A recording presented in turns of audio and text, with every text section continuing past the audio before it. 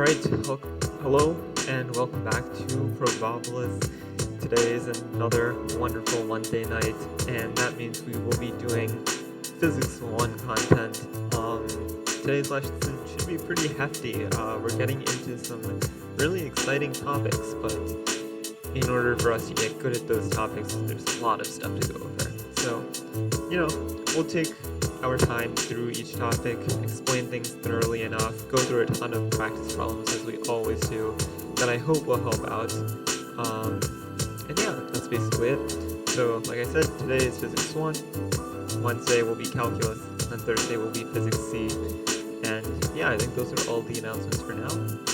And let's get into today's Physics 1 topic. So, as we can see, we're going to be talking about forces today. And I'm actually going to turn off the music. So yeah, we're going to be focusing on forces today. And this is a word that's tossed around, before we even study physics. And I'm sure many of us are familiar with this term, forces. Maybe we've seen, what's it called? The Star Wars movies, May the Force be with you. We know what force is. But we don't know what it means physically, so we're going to define that in terms of physics.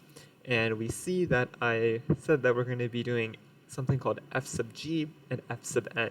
So these are specific types of forces that we will get into, in more depth.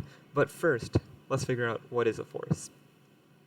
And as always, well, most of the time, we start with definitions. So force is a push or pull on an object, right? So this makes sense. If you apply a force on something, if I'm applying a force to a desk, I'm most likely pushing it, right? That just makes sense. That's the normal English term of the word that we use. So it's a good thing that it carries over in physics. And well, since it's a push or a pull, really it's a vector, meaning that it has magnitude and direction, right?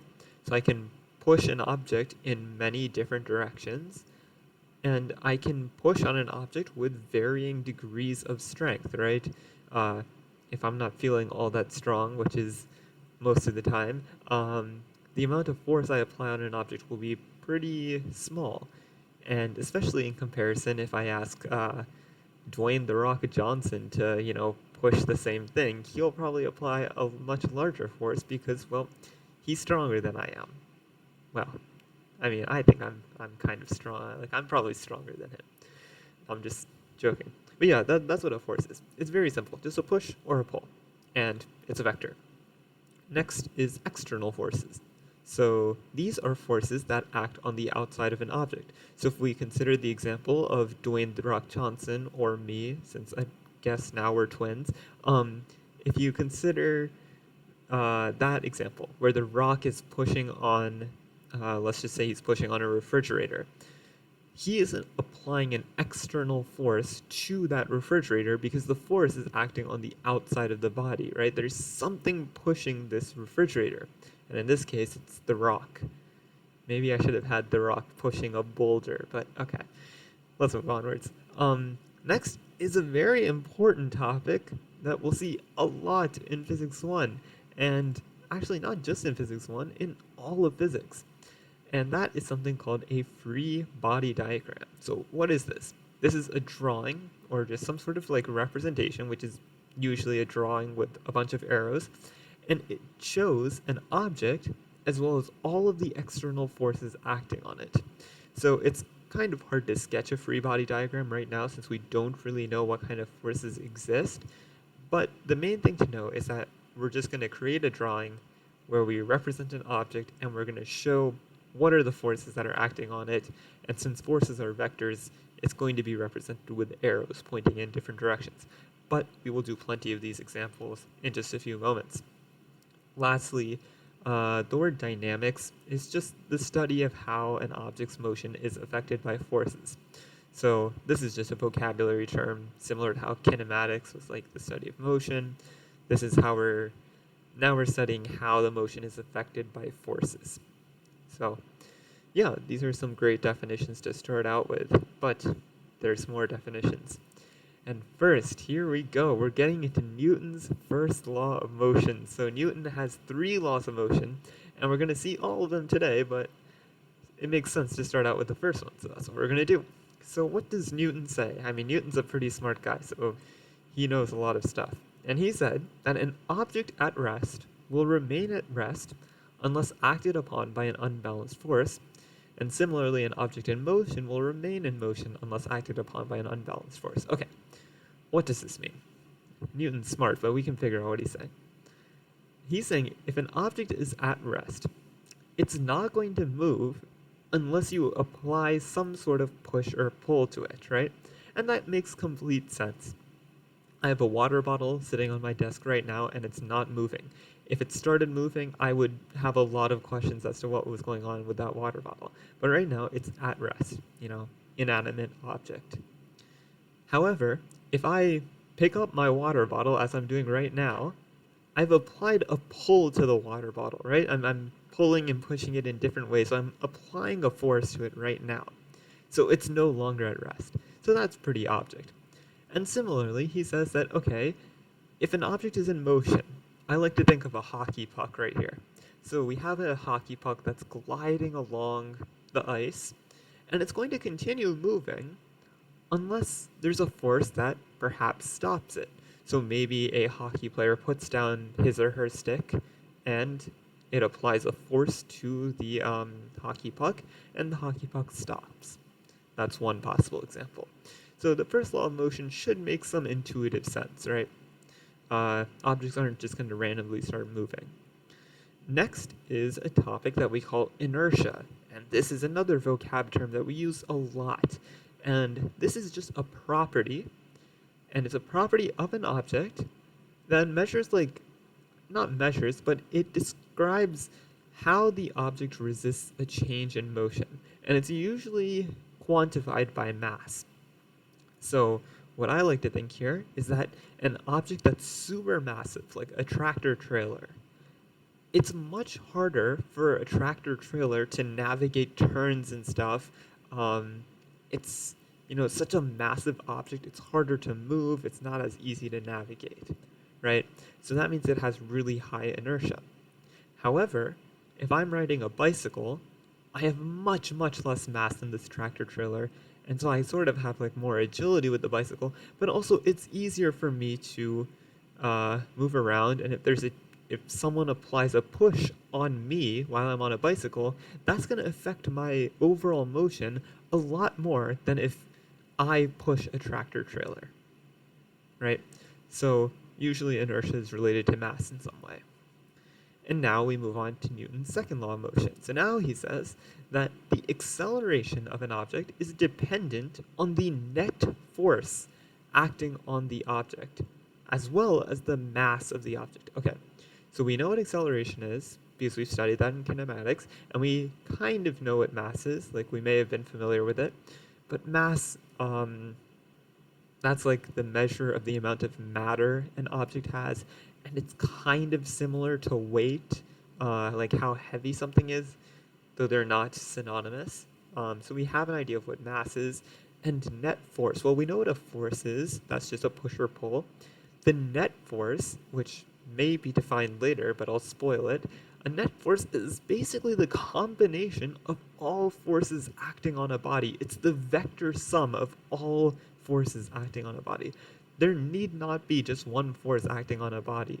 When I lift up my water bottle, yeah, I'm applying a force to it, but it's not always the case that there's only one force acting on a body, and we'll actually see that quite soon.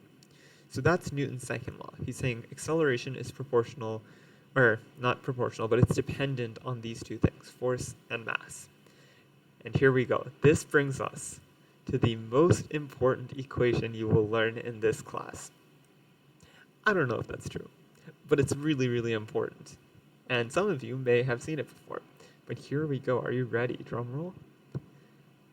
F net equals ma, and more commonly abbreviated F equals ma. So this is just a representation of Newton's second law. This is the mathematical formula for Newton's second law. We see that the net force depends on two quantities, mass and acceleration, which is just a rearrangement of what Newton was saying. So here we see that the net force of an object is equal to its mass times its acceleration. This equation is super important, and we're just going to be using it a ton for the rest of the class. So memorize it. It's not that hard. Here we go. So as you can see by the title, not only do I love the song Free Fallin' by Tom Petty, but we're going to be discussing free fall. That's a topic that we discussed in 2D kinematics, so we're going to visit it right now. And we're going to introduce, sort of, what a free body diagram is. We defined what it was.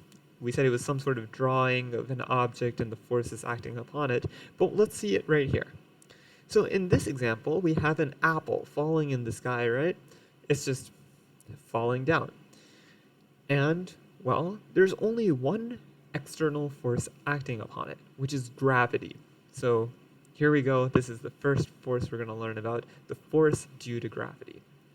And, gravity makes things fall to the ground, right? You can think about it as gravity is pulling things towards the ground. If I toss a tennis ball up into the air, gravity is going to be like, my job is to pull things to the ground. So that's why the tennis ball comes back to the ground. It's experiencing this pull, which is a force, and that pull is due to the concept of gravity. So on the right here, we can see a free body diagram. So usually the object is represented with a dot, or maybe like a box or something like that. So that's the red circle. Usually it's not that big, but I just made it to scale. And since we have only one external force, we only need to draw that one external force. If there were multiple external forces, we would draw more of those arrows. And we see that the arrow is pointing downwards. Why is that? Because gravity pulls objects downwards towards the ground. So that's the direction of the force. And remember, forces are vectors. So if there was another force on this object, we would want to show its direction. So I'll just draw a random force. So we would want to show its direction, and here it's like kind of opposite of this F sub g, which is the force due to gravity. But also, it's good to specify the magnitude of these forces in relation to each other. So my arrow that I just drew in, it's kind of a little bit smaller than the arrow for F sub g. So it kind of implies that this other force, I'll just call it Fp, is less in magnitude than Fg. It's just a good thing to do so we can see some sort of relationship between the vectors. But as of right now, there's just one force on the apple. So that is an intro to a free body diagram. And we continue with the Free Fallin' lyrics. It's a good song.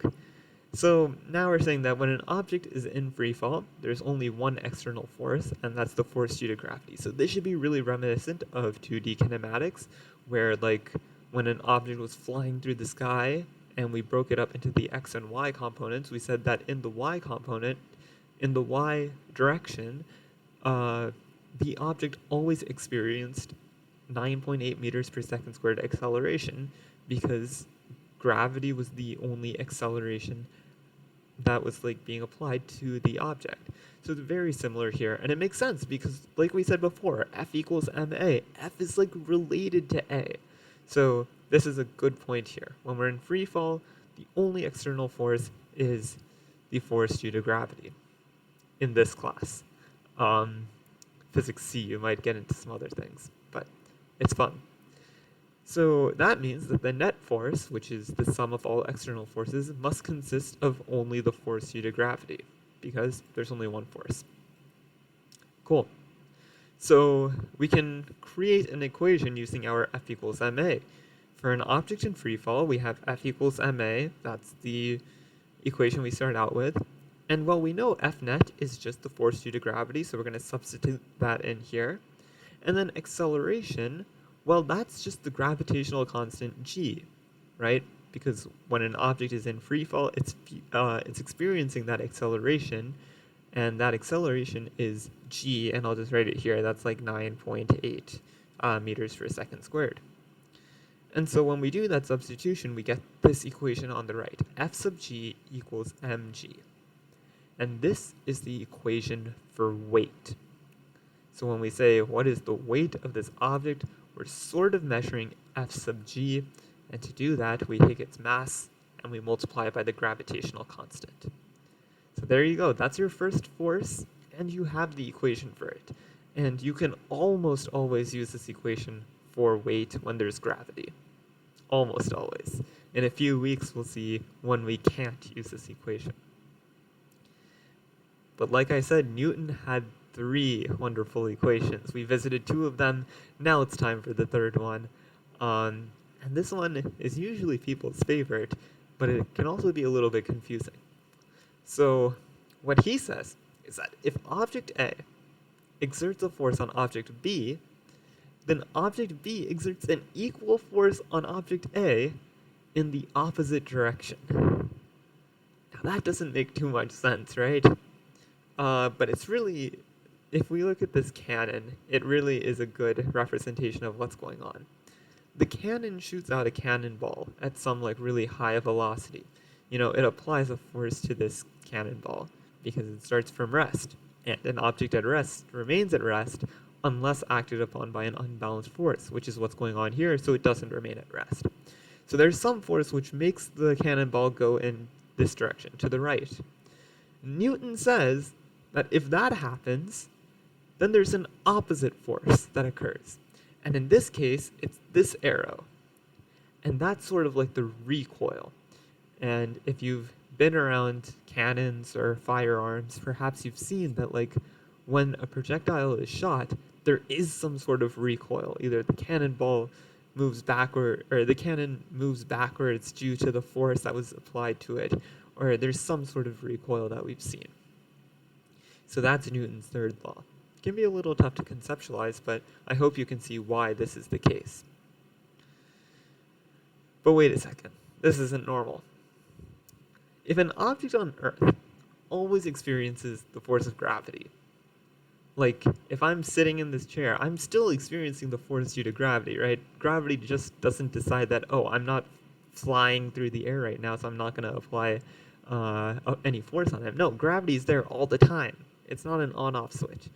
So if that's the case, why doesn't everything just break through tables and through the ground, right? Because if gravity's pulling us, it doesn't actually just stop at Earth's surface, right? There's no need for Earth's surface to be the stopping point for gravity. In fact, it's really pulling us towards the core of the Earth. But that's a discussion for another time. But the question still holds. Why isn't my water bottle breaking through my table right now? Why isn't my table breaking through the ground? This is where we have the normal force. And this is the force that surfaces exert on objects to prevent these objects from passing through the surfaces, right? So maybe you thought that oh, my water bottle isn't passing through my table because, well, the table is maybe harder, or the material it's made out of is just harder to break through. But really, what happens is that there's an opposing force to gravity. So we can see that in this picture at the bottom, right? So we have this block that's sitting on a table, and the force of gravity is being applied to that block because, well, it's on Earth. What I'm saying is that the table, in fact, applies a force to the block.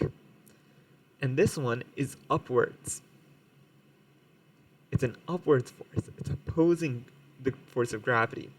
And what's going on here is really, if we consider F net, this is the vector sum of the two forces.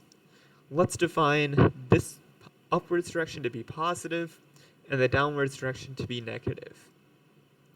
So the F net is the vector sum, so we take the sum F sub n, which is going in the positive direction, and then we're going to add F sub g, but that's going in the negative direction, so we put a minus sign there, so that's just equal to Fn minus Fg. But this should equal ma. But when an object is at rest on a table, it's experiencing no acceleration. So this side goes to 0, and that tells us that Fn equals Fg. Or rather, I'll just put the intermediate step here, Fn minus Fg equals 0. And if we add Fg to both sides, we see that Fn equals Fg. So that means that this normal force, F sub n, is going in the opposite direction of gravity, and in this case, it's of equal magnitude. And as I always say, this isn't always the case, and we will see shortly when it's not the case. But let's move onwards. So we're going to introduce tension today, which is another force, and this is denoted F sub t, and we'll do a couple problems with it. But maybe next week we'll do some more problems. We'll have to see what goes on. But this is a new force. So right now we have two forces, gravity, normal force. Now we're introducing a third one, tension. So tension is the force that we typically see when we're dealing with strings, rubber bands, and ropes. And again, tension is a word that's pretty much used in everyday life. I think it's quite a common term. But yeah, we usually use it with flexible materials. And the direction of this force is parallel with the connector. And I think the visual really helps out with this.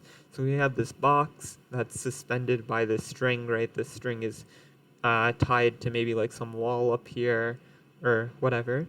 So the block is just hanging by a string. And as always, the force of gravity is present because that's just how things work. But now we have this force of tension. There's no normal force because the block isn't being rested on any surface, it's just hanging by a string. So in this case, the tension force kind of acts as our normal force because it's opposing gravity. It's parallel with the connector and it's pointing upwards. Why is it pointing upwards? That's a pretty good question. And really it comes down to, well, if we take F net, we know that that equals MA. By the way, sometimes I put this sigma here and I write sigma F net. That's actually not good convention because we're really just summing up the forces and that's equal to F net. So that equals MA.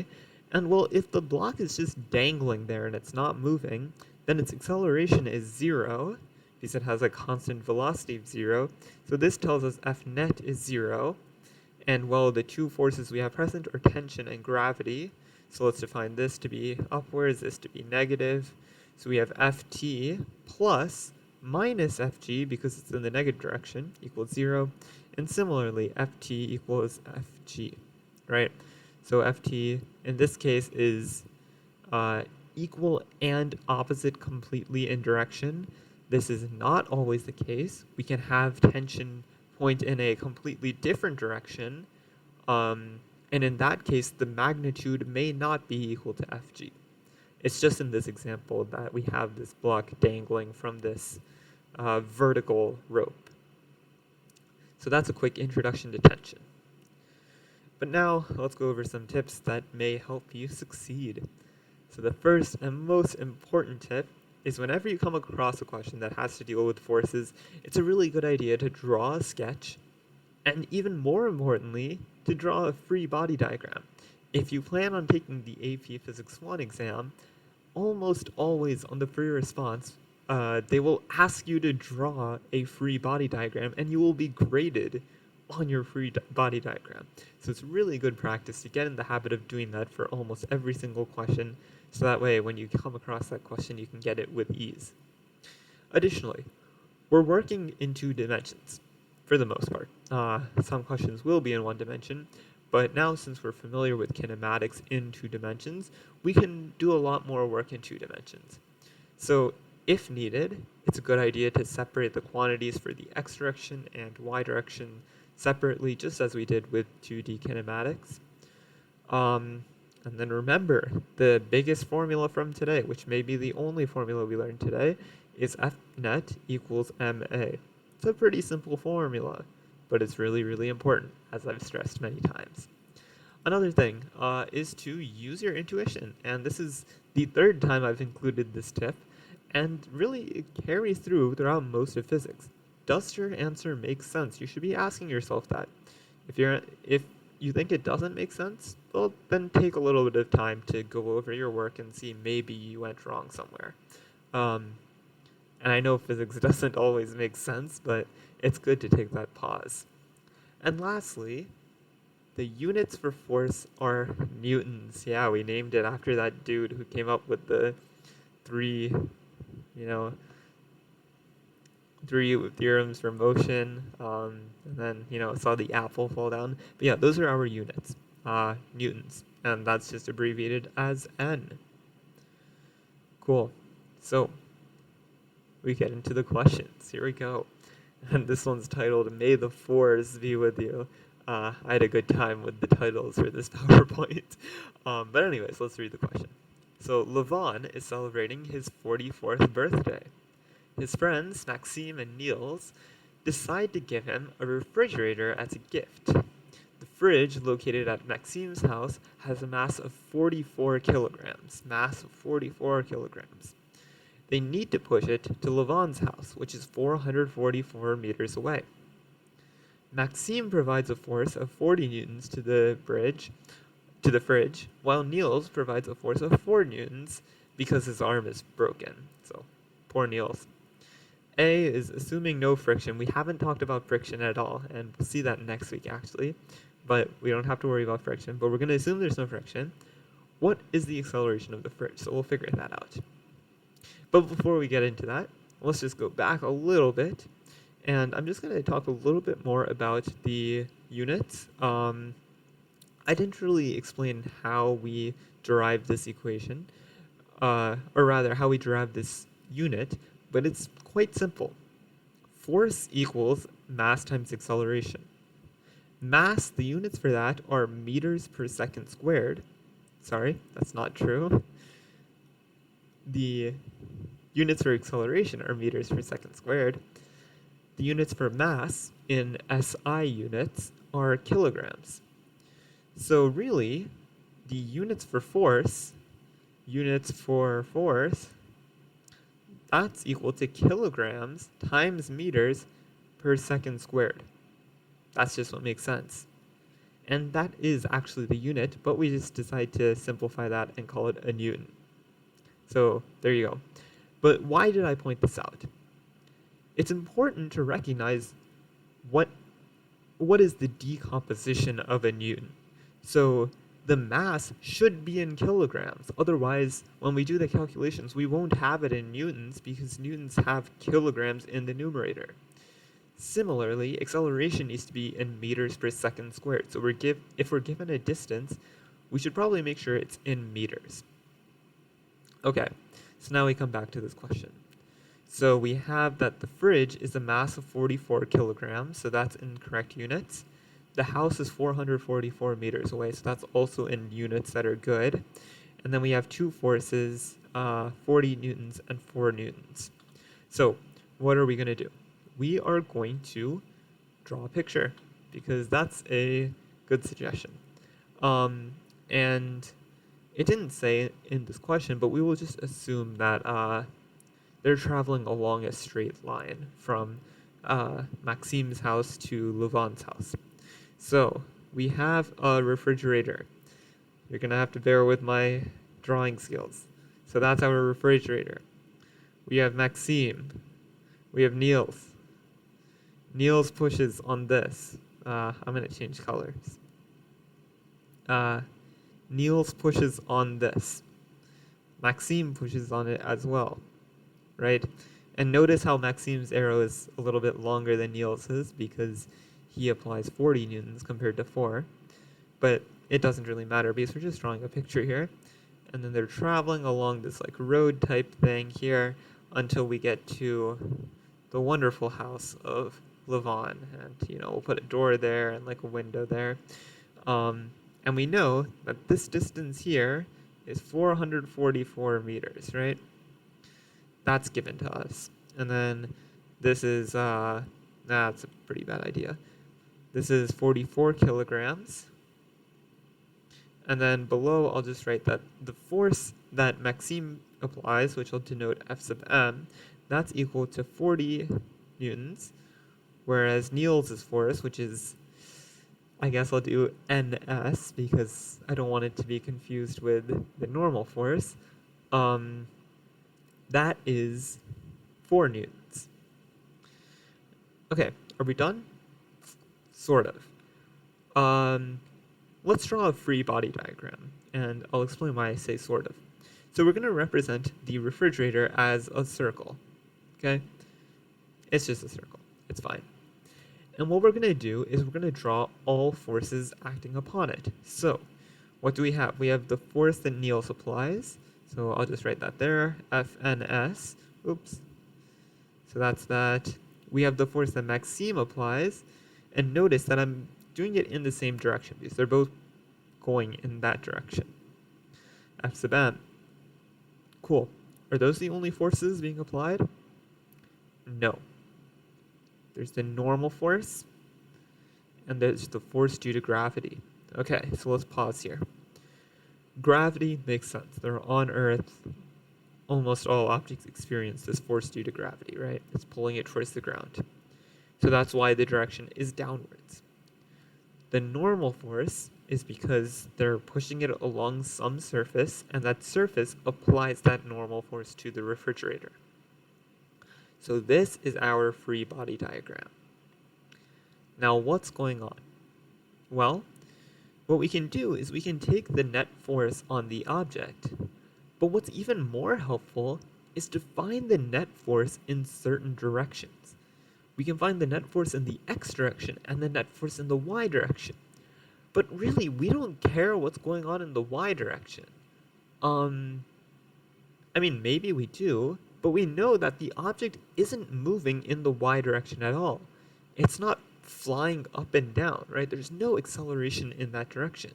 So we can say that now we'll use the sigma notation. The sum of all forces equals F net.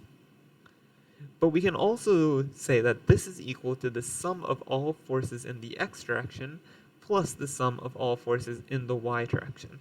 And now a brief aside, which we'll see in the next question. Not all forces need to point in the x and y direction. In this case, they so happen to either point in the x and y direction. And I'll define this to be positive x if we go this way. This is negative x if we go this way. Positive y is if we go upwards, and negative y is if we go downwards, something like that, right? So we can see that they're all pointing in the correct directions. But that's not always the case.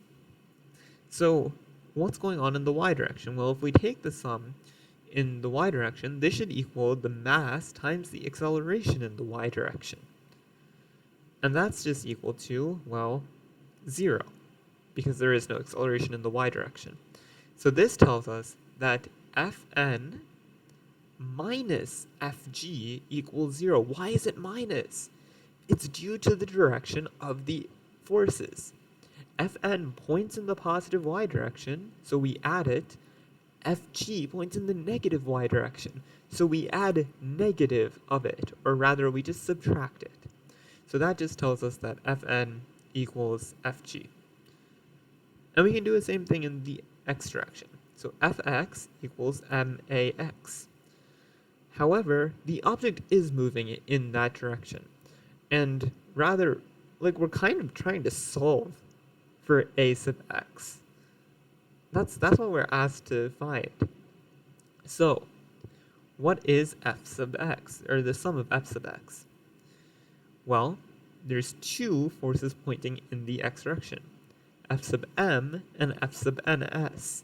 So, f sub m, and then what we're going to do is we're going to add f sub ns, because they're both pointing in the positive x direction. And that is equal to m times ax. Okay. So from that we can say, we can, factor out, rather we can just divide both sides by m, and we'll get a sub x equals f sub m plus f sub ns divided by m. And now we can substitute some values in. So f sub m is 40, f sub ns is 4. Now what is m? Well, m is the mass of the object, and we're dealing with a refrigerator here. We're given that that's 44 kilograms. So that's 44 kilograms. We'll just put some units here. So this gives us 44 over 44, and that is equal to 1 meter per second squared. Okay, so before we go into question B, what happened here? The main takeaway is that we recognized that there were forces pointing in multiple directions. but we only considered the direction that we really cared about, which is the direction the object was moving in. Now, this is not necessarily good technique. Well, what I did was good technique, but it's bad technique to think that, oh, we're just moving in the x direction, so we only need to care about the force in the x direction. That is not true. Even if you're only moving in one direction, it's very helpful to take the sum of the forces in both the x and y direction, because sometimes the other direction will give us information of how we can solve the problem. Might seem a little confusing, but hopefully a little bit later we'll see why that's true. I'm going to add a page because I ran out of space to do part B. But now we'll solve part B. If the fridge starts at rest, how long will it take for the fridge to reach Lavon's house? Wait a second, this kind of sounds like kinematics, right? Because we're given that the initial velocity is 0 meters per second. Time is what we're trying to find. We know that delta x is 444 meters. And, well, what else do we know? We know that the acceleration in this direction is 1 meters per second squared from the previous problem. So we can just do kinematics, can't we? Yeah, we can. And there's a couple of reasons for that. One, we're traveling in a straight line, so that falls under the category of one-dimensional kinematics. Secondly, our acceleration is constant. It's a constant 1 meter per second squared. So that means we can use kinematics. And that's what we're going to do. So if you can, if you remember your kinematics equations, or if you're like me and you have to flip back to them, the equation we'll use is delta x equals v naught t plus 1/2 at squared. And we're trying to solve for t. Well, let's just substitute some values in and see what happens. So 444 equals 0 times t plus 1/2 times 1 times t squared. Notice that the acceleration is a positive acceleration because we're going in the positive x direction, and it makes sense. They're pushing it in that direction, so acceleration should be positive. Great. So this term goes to 0. Don't have to worry about that. Thank goodness. So this tells us that 444 equals 0.5 t squared. And solving for t, we get t equals 29.8 seconds. So even with Niels' broken arm and Maxime carrying, well, not carrying, but he's carrying the team, he's pushing the refrigerator, they're still able to deliver the fridge to Lavon's house in less than half a minute. So there you go. That's your first forces example. There's still plenty to go through, so let's move onwards. Okay, so now we're tasked to calculate the tension in both of the wires, given that the block is stationary. Okay, so this is actually a complex question, because there's two wires we have to consider. We have to consider what seems to be two different forces because we want the tension in both of the wires. So we see the drawing to the left. We have a 2 kilogram block. There's two wires forming different angles. So what are we going to do? Well, on the right, I kind of helped us out by drawing this free body diagram. But still, let's label the arrows to see what's going on. So the arrow pointing down, this is Fg, because gravity. Not that hard to explain that. Now we have these two other forces, and we should think that these forces relate to tension in some way. We've only studied 3 forces thus far. We already used gravity, and it's not the normal force because the block isn't on a surface, so it's got to be tension in both of these. So I'll label the first one Ft1 and the second one Ft2. And now we're like, okay, what do we do? This seems impossible. And it is impossible. No, I'm joking. It's not impossible. But what can we do? Well, what's the most important equation that we learned? F net equals ma. So we want to use that in some way. And what was one of the tips that would help you succeed? It was to break it up into the different directions. And we did this in the last problem. This implies that the sum of the forces in the x direction equals m times the acceleration in the x direction, and the sum of the forces in the y direction equals m times the acceleration in the y direction. That's just how the net force works. You can break it up into components. Cool. So now we have to figure out, well, what are these components? And well, let's just define some directions. So we'll say that positive y is going upwards, negative y is going downwards, positive x is going to the right, and negative x is going to the left, right? Something like that. And on our free body diagram, let me change to like a dotted line. We can sort of create our axes here that define like the positive and negative y direction, right? Something like that. Oh no. It's close enough. I'm sorry, it gives me anxiety too, just seeing how they didn't line up, but I couldn't do it properly. Anyways, it's kind of good though that we can see FG properly now. But we can see that, okay, FG is clearly in the negative y direction. There's nothing really we have to worry about that. But FT1 and FT2 are at angles.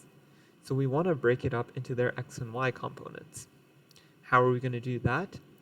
The same thing that we did with velocity in two-dimensional kinematics. Break it up into their components. So let's use a different color. What do we have? Well, if we draw the perpendiculars, and we'll start with F2, right? We have this vector, which we'll call ft2x, and this vector, which we'll call ft1x. Oops. ft1x. No, that's not right. Sorry. This we will call ft2y because it's pointing in the y direction. And the other one is ft2x. I don't remember if I said ft1x or ft2x. But basically, we're taking the ft2 vector and breaking it up into x and y. So it's a lot of subscripts, but that's just the way it is. And from the diagram, we see that there's this angle here which is 30 degrees. So we can implement that there. So let's do a little bit of trig. What happens when we take the sine of that angle? That's equal to opposite over hypotenuse. So in this case, this is the opposite side. I'll just erase that. So that's ft2y. And the hypotenuse is ft2. So this tells us that ft2y equals, running out of space, ft2 sine of 30 degrees. Similarly, if we take the cosine of 30 degrees, we get adjacent over hypotenuse. Well, we know the hypotenuse is ft2. And the adjacent side would be this long side up here, but that's just ft2x at the bottom here, right? Let me use the laser pointer. This triangle and this triangle are basically congruent to each other. So if we want the cosine of this angle, we want its adjacent side, which is this. And since we have congruent triangles, that side is congruent to this, which is ft2x. So that's ft2x, and that tells us that ft2x equals ft2 cosine of 30 degrees. Cool. So we've broken up one vector into its two components, but now we have to worry about the other vector. I'll use green. So, oops, that's the next question. That's a sneak preview. And we'll do the same thing. We'll draw these perpendiculars here. And we're given that this angle is 45 degrees at the top here. And now we have this as ft1x, because it's pointing in the x direction. And it's a little bit off, but just to distinguish it from ft2y, we now have this ft1y. And we'll do a very similar thing. If we take the sine of 45 degrees, that's opposite over hypotenuse. The opposite of that is ft1y divided by ft1. And that tells us that ft1y equals ft1 sine of 45 degrees. And similarly, cosine of 45 degrees equals ft1x divided by ft1. and that tells us that ft1x equals ft1 cosine of 45 degrees. Okay, so now our free body diagram has 5 vectors. We went from 3 to 5, so we're going to ignore ft1 and ft2 now, and instead just consider their components, because now everything's pointing in the x or y direction. Okay, so now what do we do? Let me add a page. Add page. Cool. So now we're going to use the formulae that are up here. So the sum of the forces in the x direction equals max, and the sum of the forces in the y direction equals may. But before we get into that, what is ax and ay? Ax equals question mark, ay equals question mark. And really, maybe you might be thinking, well, we don't know the answer to that. But we do. And the keyword comes in the question, which tells us that the block is stationary. So that means that the block has no velocity, which means its acceleration is 0. The reason for that is because acceleration is a measure of a change in velocity, but if the velocity is constantly 0, there is no acceleration. So that means this entire right-hand side goes to 0. So we just have the sum in the x direction of the f of the forces equals 0, and similarly, the sum of the forces in the y direction equals 0. So now we can use our free body diagram and find the sum of these forces. So let's consider the x direction first. In the positive x direction, we have ft2x, and in the negative direction, we have ft1x. So we're going to subtract ft1x, and that equals 0. So we'll work with that in just a moment. In the y direction, we have 2 vectors pointing in the positive y direction. We have ft1y, we have ft2y, and we're adding it because they're pointing in the positive y direction. And in the negative direction, we have fg. And that sum and difference equals 0. Okay, so we want to solve for ft1 and ft2. That's what we're trying to solve for. Calculate the tension. So that means we want ft1 and ft2. And we can see that we have 2 equations here that both rely on components of ft1 and ft2. So let's just try to solve for either ft1 or ft2. And hopefully when we get a value for it, if we get a value for it, which we will, we can, substitute it in and then, solve again. So let's work with the x direction. So if we continue with this, we can add ft1x to both sides, and we get this equality. And well, we have these values. ft1x is right here, and ft2x is up here. So we're saying that ft2, I'm looking at this top value up here, ft2 cosine of 30 equals, in this case, ft1x is over here now, ft1 cosine of 45 degrees. And for fun, I'll just solve for ft2 first. So this tells us ft2 equals ft1 cosine of 45 degrees divided by the cosine of 30 degrees. So we have an expression for f2 in terms of f1, which is good, because now we can sort of substitute that in if needed. And, well, it will be needed, because now we're going to turn to the y direction, because that's the only thing we have to work with. And we can substitute values in for ft1y and ft2y, because we solve for them. So ft1y is up here first. That's ft1 sine of 45 degrees, plus ft2y is up here. That's equal to ft2 sine of 30 degrees, minus fg. Well, what is fg equal to? Fg, by definition, equals mg. So we'll just put mg, and that equals 0. Cool. So what we can do is we can substitute this equality into here. And it's going to be a lot of algebra, but we keep ft1 sine of 45 degrees plus, now we put in that expression, ft1 cosine of 45 degrees, all of this over cosine of 30 degrees. That is being multiplied with sine of 30 degrees minus, well, can we compute mg? Yes, the mass we're given is 2 kilograms. So this is 2, and g is the gravitational constant, 9.8, and we say that that equals 0. Okay, so we have one equation with just one unknown, ft1. So we can do a ton of algebra to solve for ft1. I'm not going to waste my time or your time solving it, so I'll just give that. ft1 in this case, that equals, let me just check, 17.57, and the units are newtons.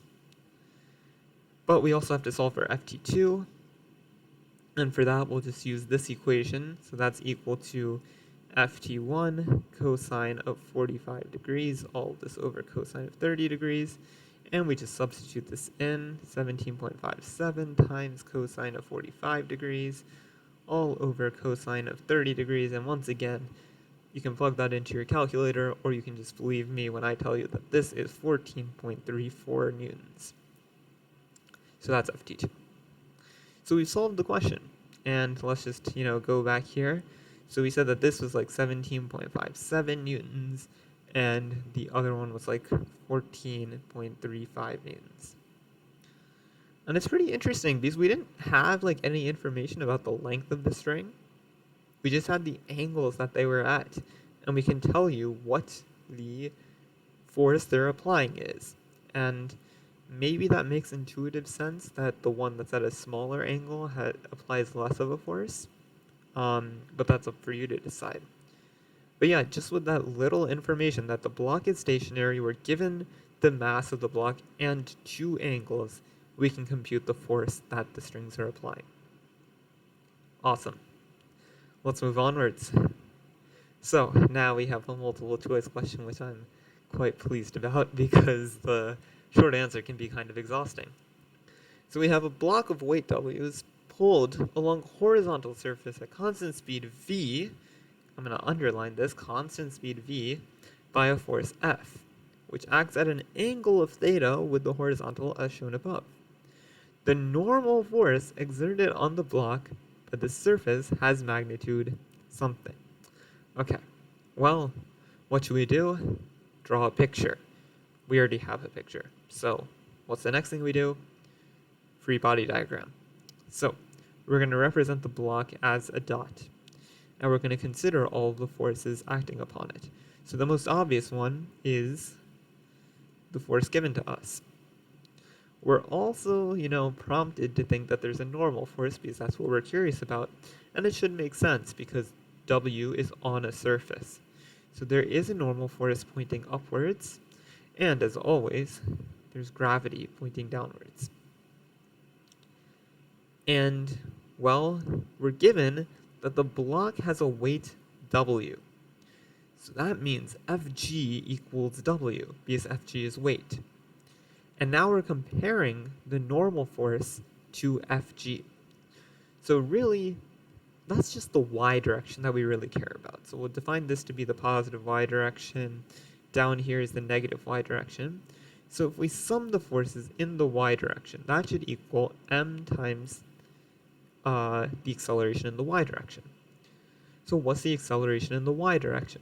Well, we have that the block is traveling at a constant speed of v, but really the v is horizontal in the x direction. In the y direction, the block isn't moving. It's not flying up and down. And that's something I'm going to be saying a lot because that's how I thought about it. If the block isn't moving up and down, it's not flying up and down, then there's no acceleration in the y direction. So this tells us that the sum of the forces in the y direction equals 0. So what are the forces in the y direction? Well, there's Fn going in the positive direction, and then there's Fg going in the negative y direction.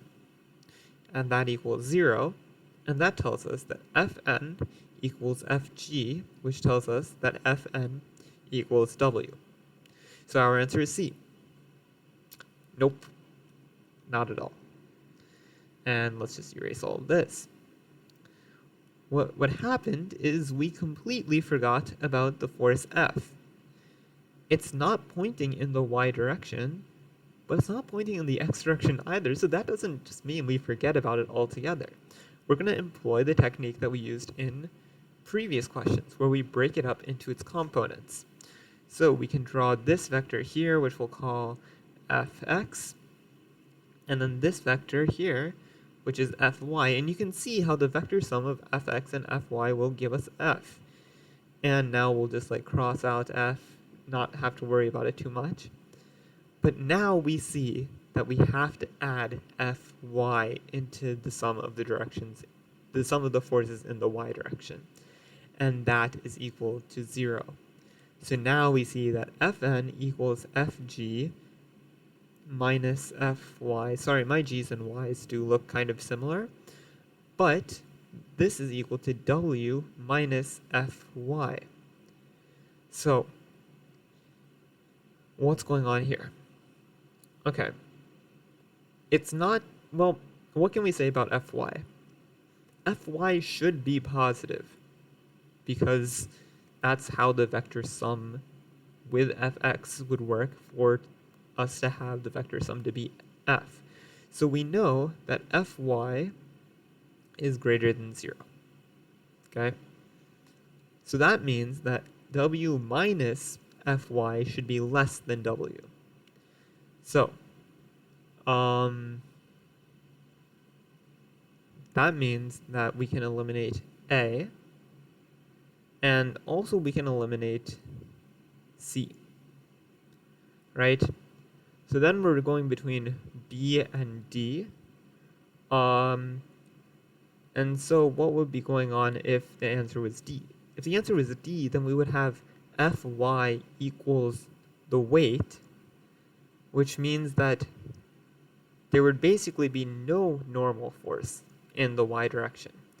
So if Fn equals 0, then Fg equals Fy. And we can just sum the forces in the y direction to see that that's the case, because we get Fn plus Fy minus Fg equals 0, and that goes to 0. But we know that there is a normal force because the block is on the table, so it just doesn't make sense conceptually for that force to be equal to the weight. So we cross out D, and our answer is B, and that should make the most sense.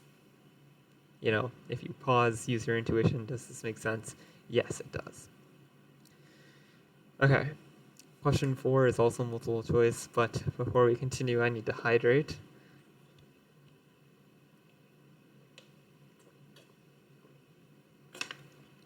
Really should be using a full water bottle when I start the stream, but I keep on forgetting. Anyways, hopefully you had time to read this question.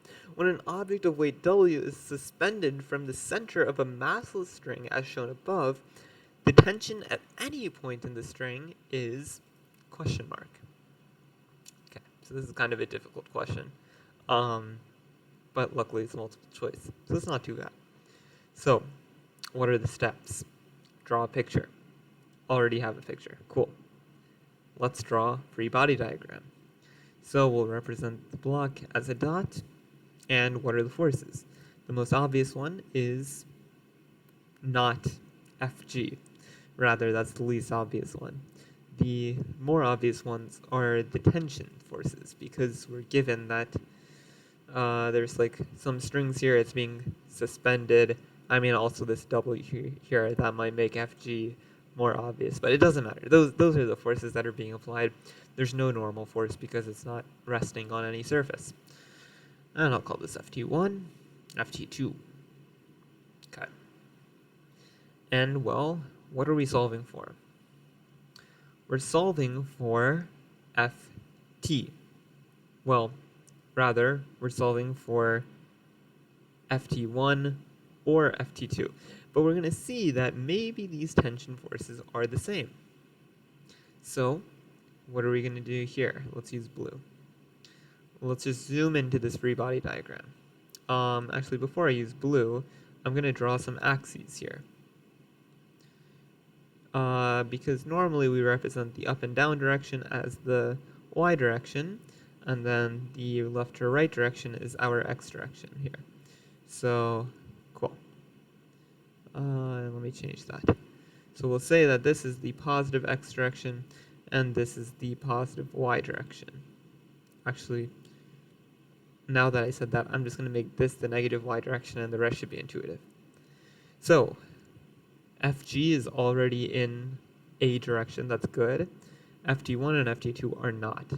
So we're just going to break it into components, right? So we have two vectors such that now their vector sum equals FT1. So I'll call this FT1x and FT1y. Use a different color here. I don't like that.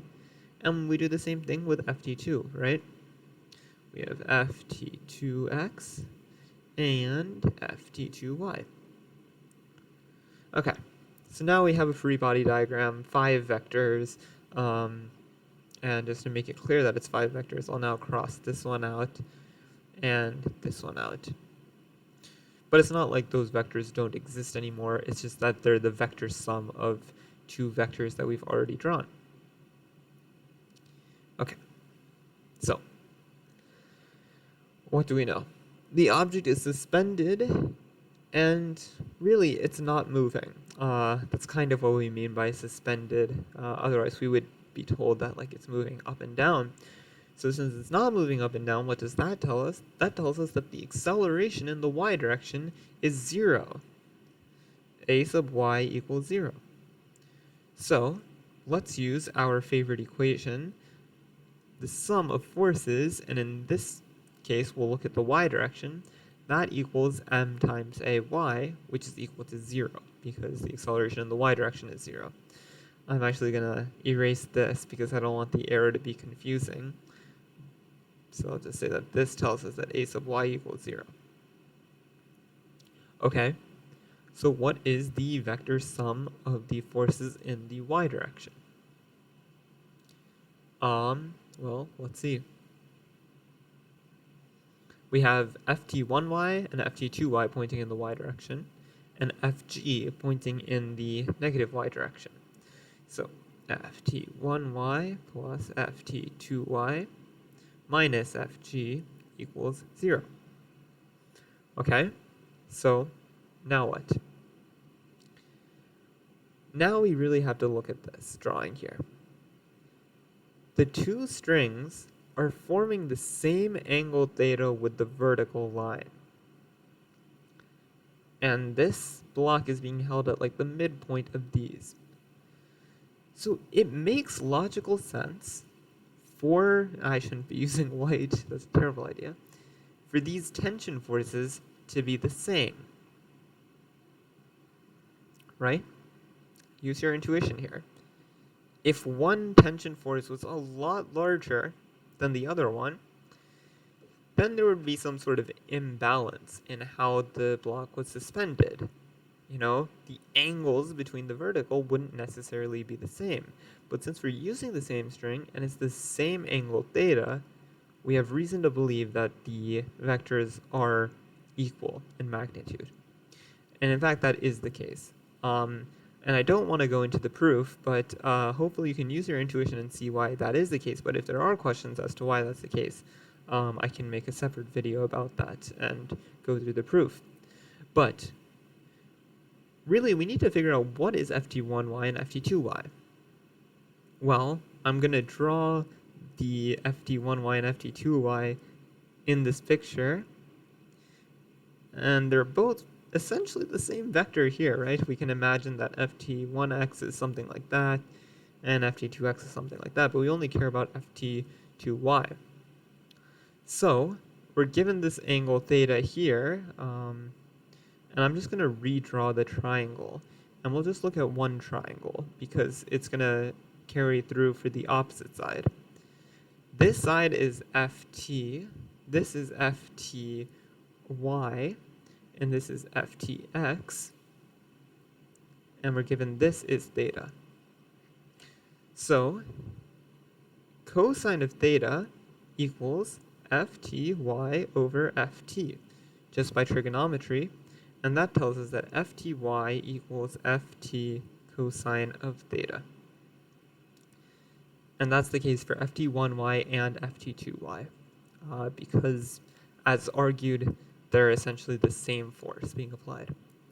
So, by substitution, we have ft cosine of theta plus ft cosine of theta minus fg, which is the weight as given here, equals 0.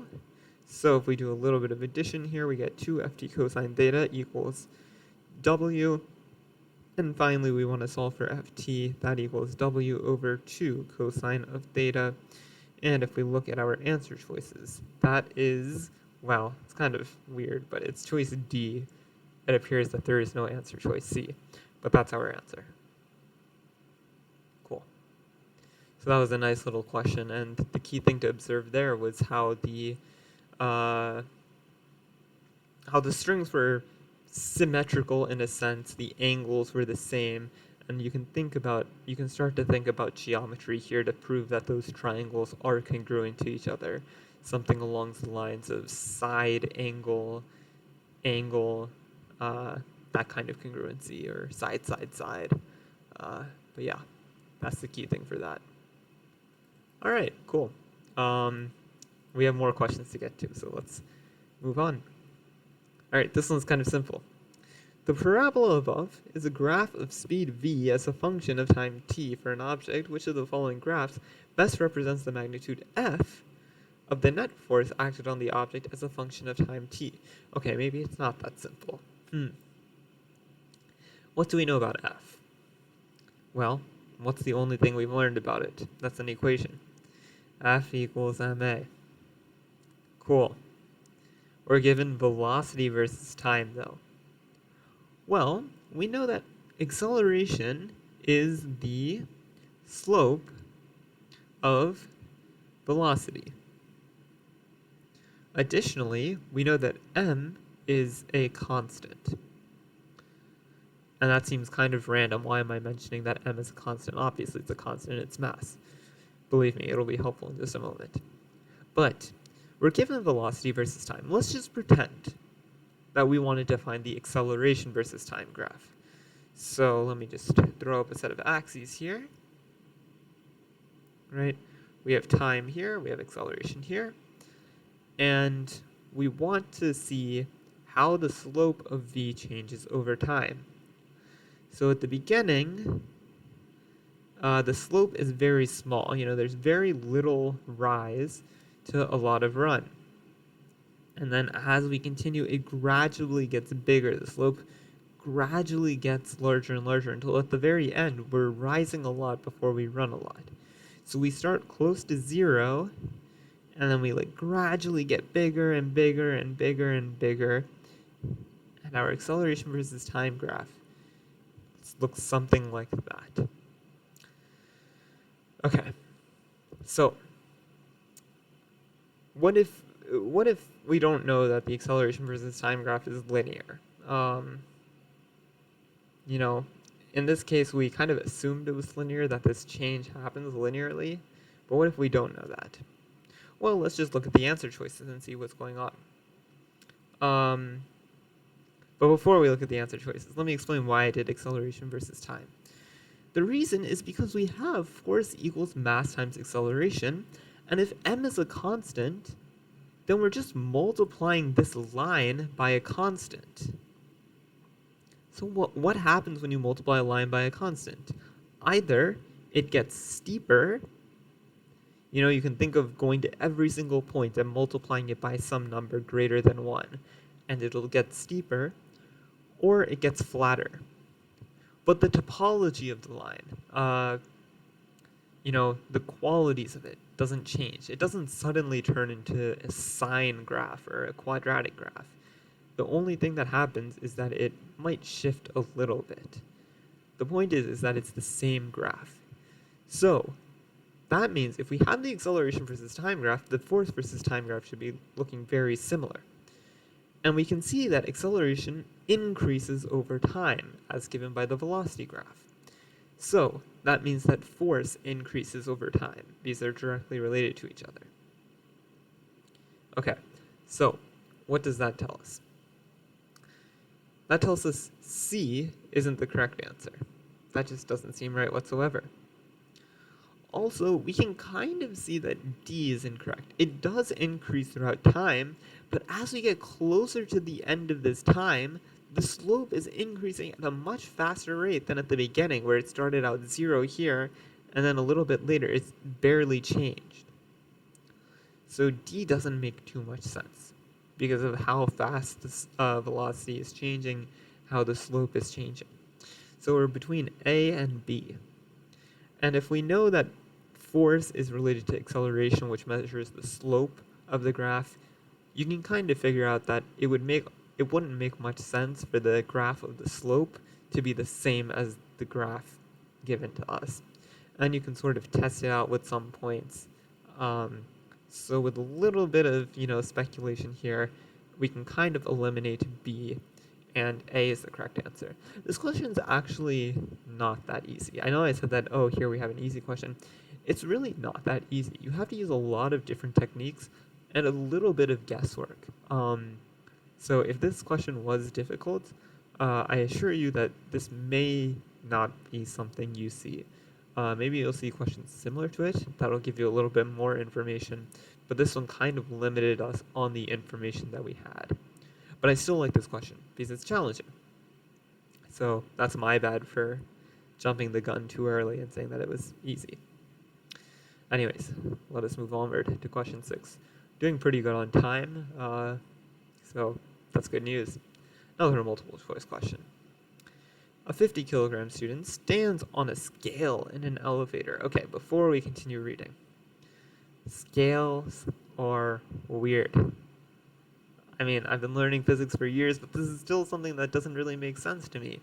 Scales, actually, they measure Fn. They measure the normal force for some reason. It makes no sense, right? Because scales give us our weight, and we just learned that F sub g is the weight. But really, scales measure F sub n. And I don't know, it's just mind-blowing to me why that's the case, but that's what's going on here. Anyways, we have the student standing on a scale in an elevator. Who knows why the scale is there? But at some instance, the elevator has a downward acceleration of 1.0 meters per second squared and an upward velocity of 3 meters per second. And at that instant, we are tasked to figure out what the scale reads. So in other words, Fn equals question mark. That's really what we're trying to figure out. So step 1, draw a picture. And you know how much I love drawing pictures. So we have this elevator here, and we have a scale here, and we have some student right there. Okay? So they're in an elevator enjoying the time of their lives, whatever's going on. And we'll define some directions, positive y, negative y. So we have that at some instance, the acceleration is downwards, and it's, in this case, negative 1.0 meters per second squared. The negative just indicates that it's pointing downwards. It's not that it's negative 1.0 in the negative direction, making it positive. No, that's just the sign. And we have velocity. It's upwards, and that's 3 meters per second. So that's what's going on. We have to figure out F sub n. Okay, so, and we know that the student mass equals 50 kg. So units seem pretty good, kilograms, meters per second squared. We're computing force, don't have to do any conversions. Beautiful, just how I like it. Okay, so we pull out our favorite equation, F net equals ma, and we could break it into x and y components, but really there is no x component here. We're just traveling in the y direction. So what is F net? Well, first we have to consider what are the forces being applied on the student. Well, let's draw a free body diagram. So we have the student, and obviously there's gravity, as there always is, And as I've hinted at in the question, we're trying to find Fn, and it makes sense. The student's standing on a surface, so there's some Fn pointing upwards. We don't know if they're equal or not. We're just trying to solve for Fn. So Fnet equals Fn minus Fg. That's because Fn is pointing in the positive y direction, Fg is pointing in the negative y direction. And we say that that equals Ma. And well, let's just isolate Fn because that's what we're trying to solve for. That equals Fg. Well, we know that Fg equals Mg by definition. And then from here, well, we can factor out an m if you want to, but really all of these variables, we kind of already have them. M is 50, acceleration is 1, and then g is 9.8. Actually, what I'll do is I'll say that this is -1, and then g is -9.8, because of the directions that we're dealing with. And if we compute this out, we'll get 550 newtons. And note that the sign is positive because the normal force is pointing in the positive direction. So this is actually approximately equal to 550 newtons, and that's our answer. So that was a nice question 6. All right, now we're back to the free response question, so we have to be a little bit more careful. Okay, so we have a helicopter holding a 70-kilogram package suspended from a rope 5 meters long, and it's accelerating upwards at a rate of 5.2 meters per second squared. Neglect air resistance. And first, we want to draw and label all of the forces acting on the package. Cool, so we want to draw a free body diagram. But before we do that, I want to draw a picture. So let's see, can I draw a helicopter? I think the answer to that is going to be a resounding no, but we have this part here, and then no, I don't like how that's turning out, but we have some part here, and then it's like some landing gear, but anyways, there's like a rope, and it's connected to package, and then we also have the propellers. I think that's a pretty good helicopter, at least for me. I thought I would add a window. Okay, anyways, that's what's going on, right? That's our drawing. Beautiful. And we know that the package is 70 kilograms. The rope is 5 meters long. And the acceleration is upwards at 5.2 meters per second squared. We'll define upwards direction to be positive, downwards direction to be negative, and we also know that there's acceleration due to gravity, which is -9.8 meters per second squared, right? That's just happening. So what are the forces being applied? Well, there's two forces. Gravity, as there always is, and then there's no normal force because there's no surface, but there's tension because it's connected to a rope. So let's draw that. We have Fg pointing downwards, and we have Ft pointing upwards. That's it. That's part A. Part B, as we can see, is a little bit more challenging. We're trying to figure out the tension in the rope. So I added a page, and for that, do we need the drawing? No, we don't. And I think I can probably fit it here. So determine the tension in the rope. Well, let's use Newton's law. The sum of the forces equals ma. And, well, we don't really care about the x direction because things are only happening in the y direction. Acceleration is upwards, the thing is, they're moving upwards and the gravity is pointing downwards, so we're only looking in the y direction. So we'll just say the sum of the forces in the y direction equals mass times the acceleration in the y direction. So that tells us Ft minus Fg equals MAY. Right? That should be pretty self-explanatory. And we're solving for Ft. So let's isolate Ft as we did with the previous problem. We see that that is equal to may plus fg, but we know that fg is equal to mg, so we can add mg. That tells us, well, we can just factor out an m as we did before. We get this, and with some substitution, we get this is equal to 70. That's the mass of the object. Acceleration is 5.2 meters per second. And gravity is 9.8. That's just the gravitational constant.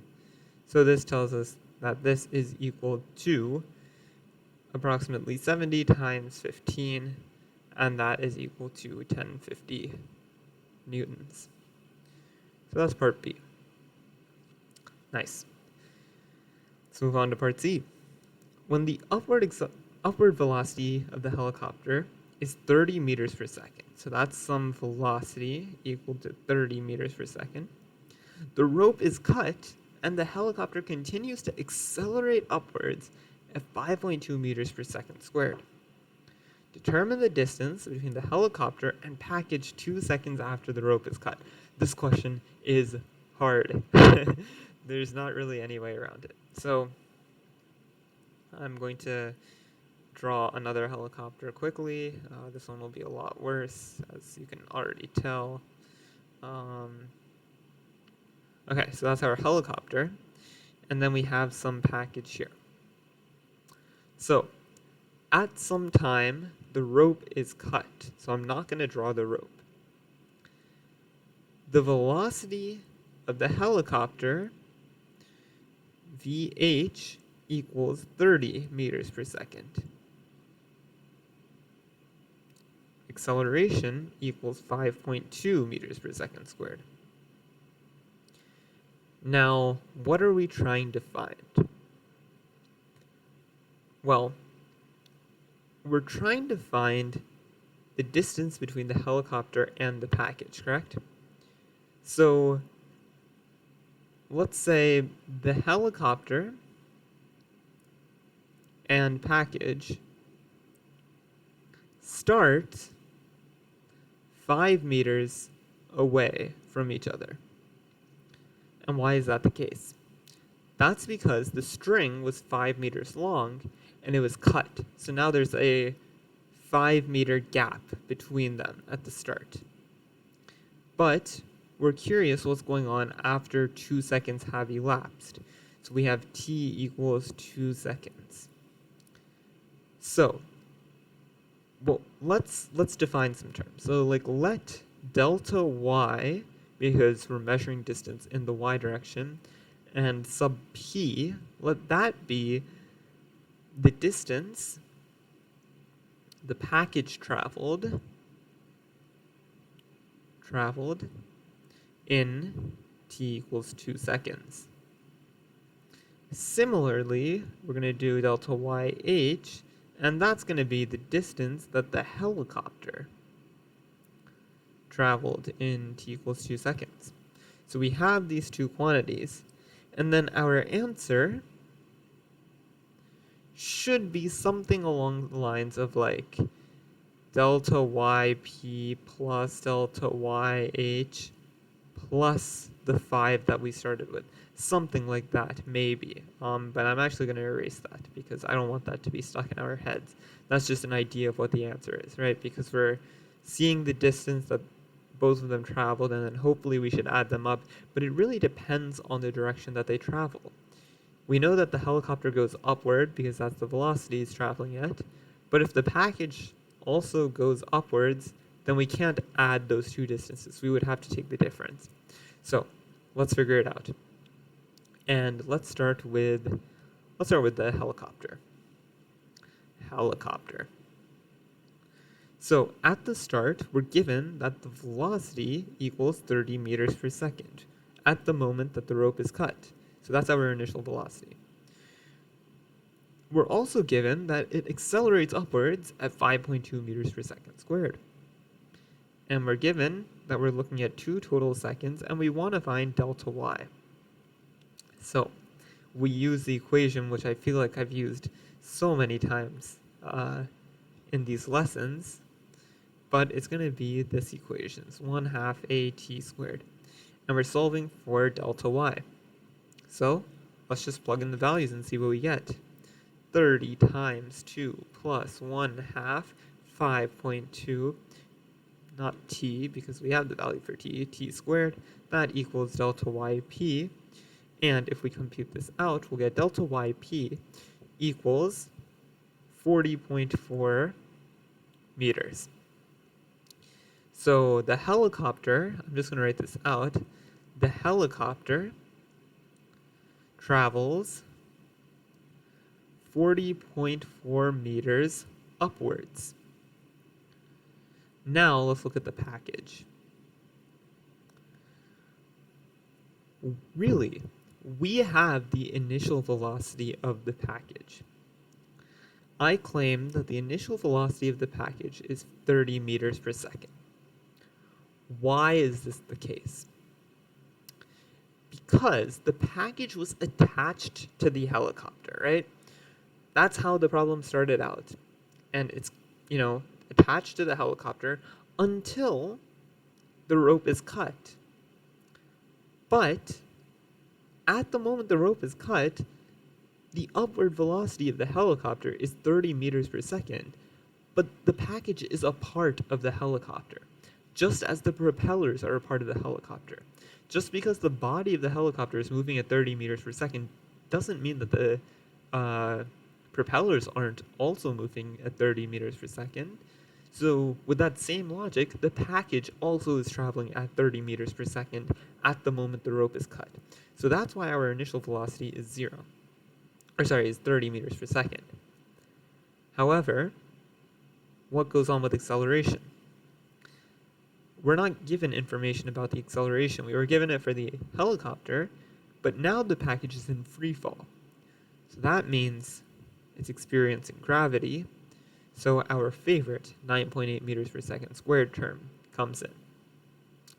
Okay, so that's that. And then again, we have t equals 2 seconds and delta y equals question mark.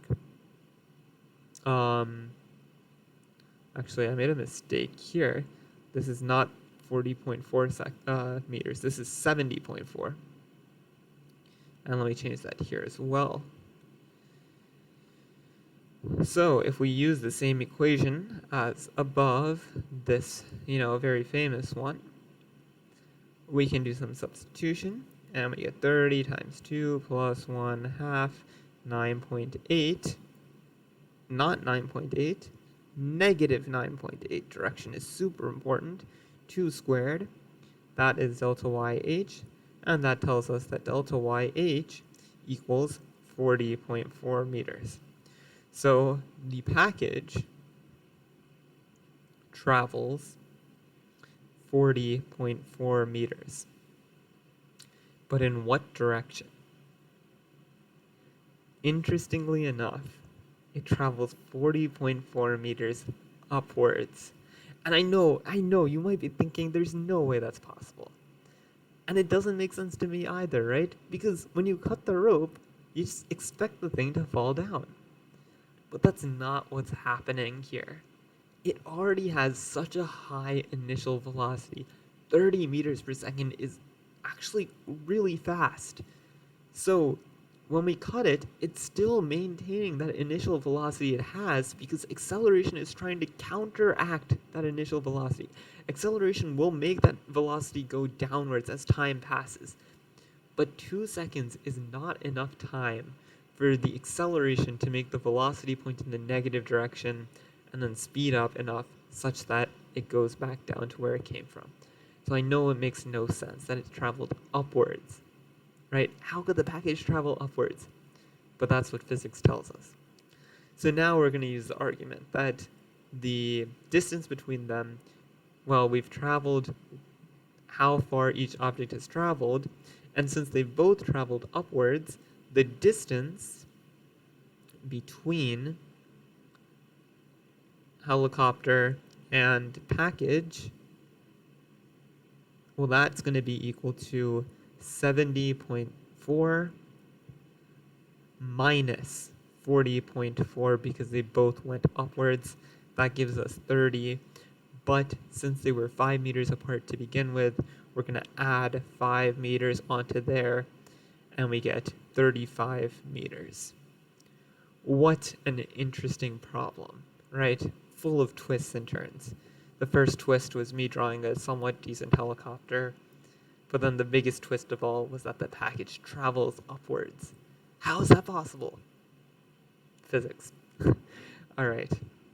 And now we move on to the last question for today, but it's a multi-parter, so it's not really the last question. But it's not going to be that bad. These questions are a little bit shorter, I think. So this problem is from an AP Physics test, 2019 free response. So it's good practice.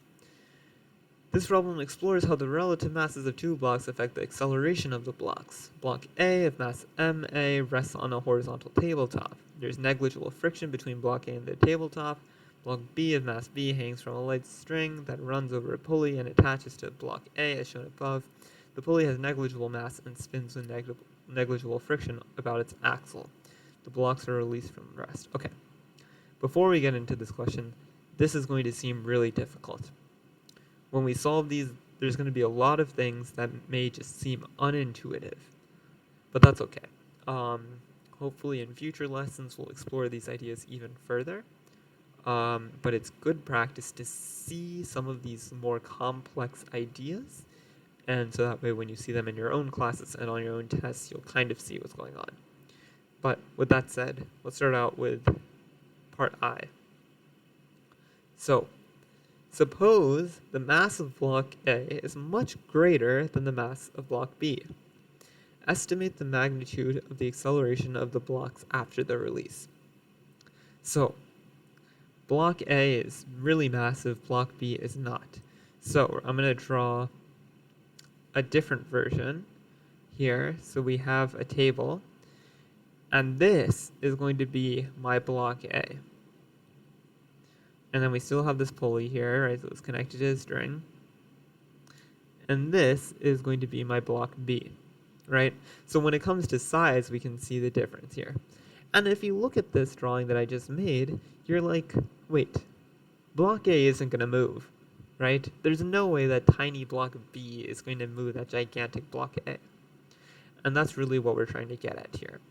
Our answer is going to be 0. And the reasoning for this is basically, or it's not 0, but I think I'll just say it's going to be very small. And the reason for this, I probably won't write much of this out, is that block A's inertia is much bigger, multiple of greater signs, much greater than block B's inertia. So it's going to take a lot of effort to move block A. And since block B has such a small mass compared to block A, block B isn't going to have that ability to move block A. It's going to take a lot of effort. Think about the example I presented earlier on, where me, just a normal human being, a normal human being is pushing on a tractor trailer. But in this case, I'm sort of pulling on a tractor trailer. It's just not going to work. It's not going to do much. And that's what's going on here. Now, part 2 is asking, now suppose the mass of block A is much less than the mass of block B. And now we want to figure out the acceleration. So I'll draw a table again. And now block A is just this tiny guy. And we have this pulley here. And that's block B, right? I'll make the table legs a little bit longer. So now what's going to happen? Well, the acceleration will be very close to G. Why is that? Because A's inertia is much less than B's inertia. So really, if you think about it, it's almost as if block A wasn't there. If we just got rid of block A, the motion of block B would be very similar to as if block A wasn't there. So what happens if block A wasn't there? Well, then block B would just fall down normally, and that would be free fall, and in free fall, the acceleration is the gravitational constant g. So that's why we said it's very close to g. I don't feel like writing that all out, so if that didn't make sense, just rewind a little bit. And the argument is that A is basically negligible, so B is almost in free fall. So that's that. Okay, so now suppose neither block's mass is much greater than the other, but they're not necessarily equal. So they're kind of similar, and we have dots that represent the blocks, and now we want to draw the forces, not the components, exerted on the block after the release of the system. And we can represent this by distinct arrows pointing, okay, so it's just free body diagram. So let's look at block A. What's the most obvious one at this point? Hopefully it is gravity, right? That points downwards. Block A is also on a surface, so there's a normal force pointing upwards. And it's also attached to the string where there's tension. And tension is pulling it towards the right. Right? Because if you think about what happens when the system is released, block B will fall down, block A will move to the right. That's how the string's connected. Block B, gravity, as always, as almost always. There's no normal force because there's no surface, but there is tension, right? It's connected to a string, but now the tension is pointing upwards. And that's part B. That's basically it.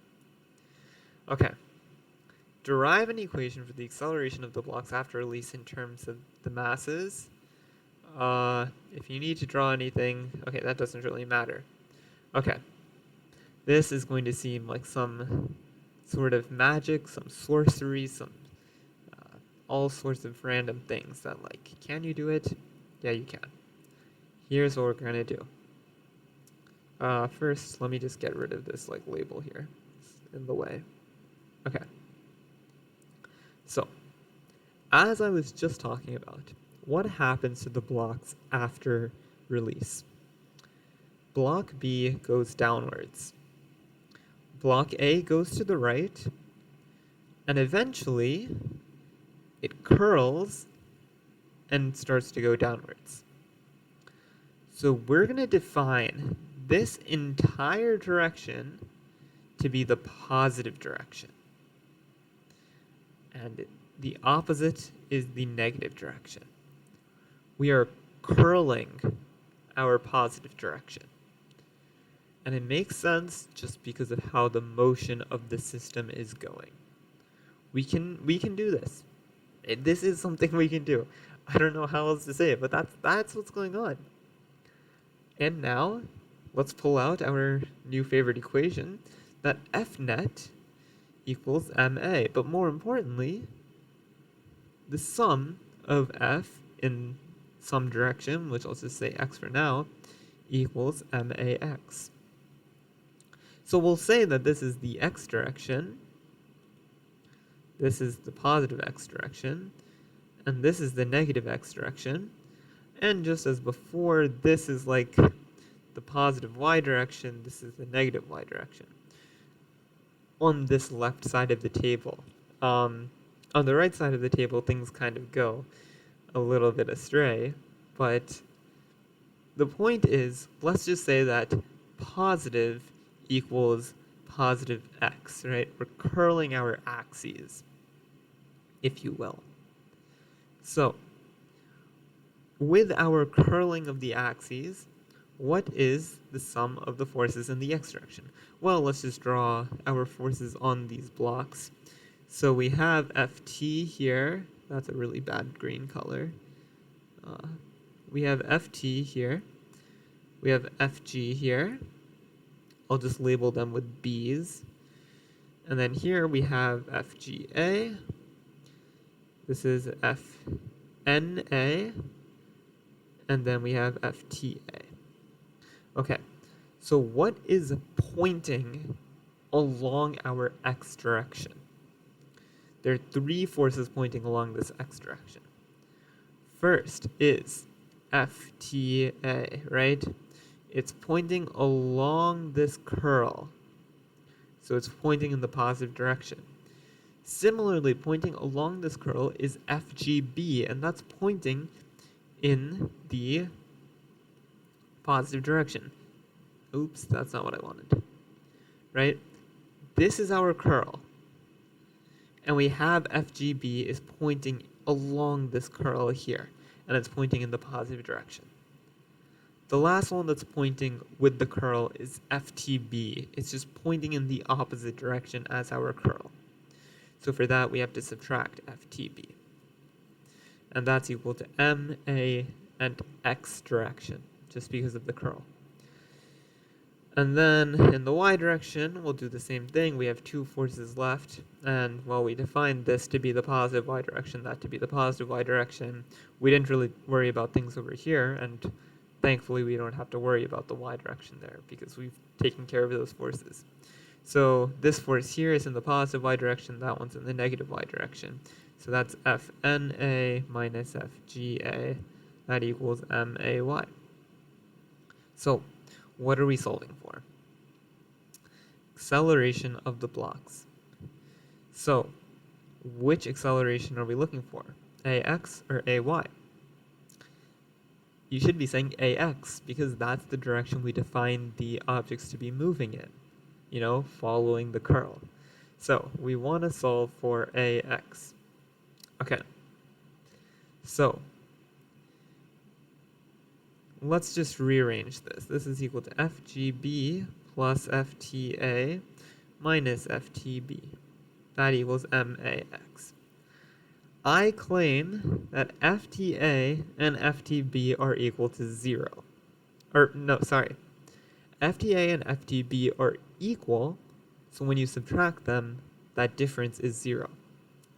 And once again, I can go into the proof for that, but I kind of want to save time here because we're nearing 2 hours.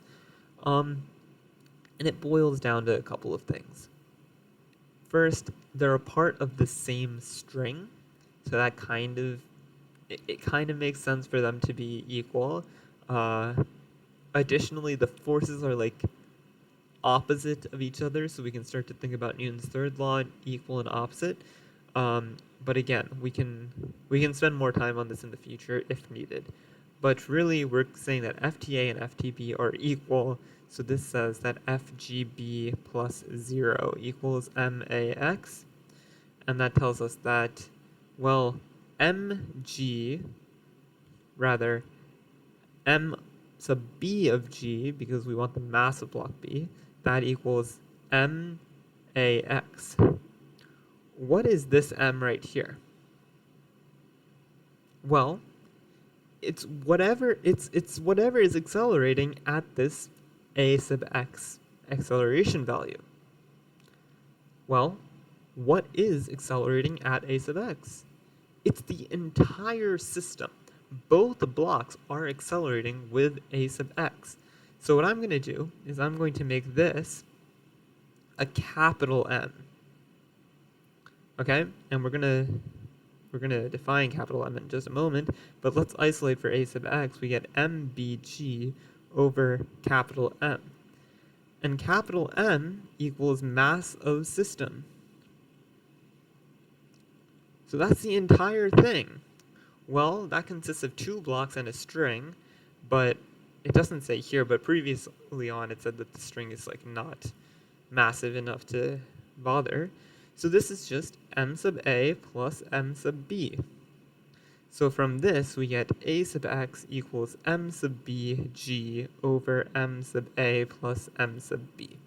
And that is our final answer. If this question seemed hard, it was hard. There were a lot of new concepts thrown here, and it's okay if you don't understand these immediately. This problem was meant to be a challenge. But if you were able to follow along, that's great. Keep it up.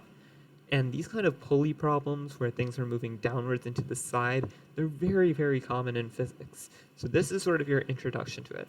If there were any questions for this, feel free to share your questions, and hopefully I'll get to them. Now lastly, we move on to part D. And yes, this is the last question, good. So now we consider the scenario from part AII, where the mass of block A is much less than the mass of block B.